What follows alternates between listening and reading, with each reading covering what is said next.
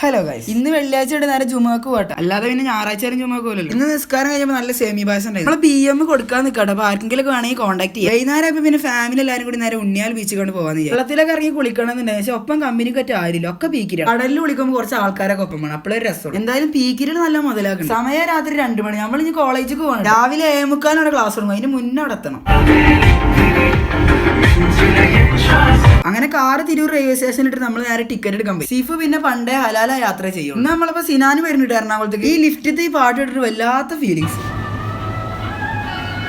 അതിൽ 2:50 ട്രെയിൻ 4 മണിയായിട്ടും വന്നിട്ടില്ല. സോ ഒരു ചായ വാങ്ങിയാണ്ട് കുടിച്ചു. 4:30 ആയപ്പോൾ നമ്മുടെ ട്രെയിൻ തട്ടുമായിരുന്നു. നിങ്ങൾ 2 UR ഉള്ളെങ്കിൽ നമ്മൾ വിചാരിച്ച മാത്രം തിരക്കൊന്നുമില്ല. ഞാൻ ഡോറിന്റെ അവിടെ നിന്നിട്ട് ആസ്തെറ്റിക് വീഡിയോ എടുക്കാൻ വിചാരിച്ചപ്പോൾ ഇയാൾ ഒരുമാതിരി നോട്ടം.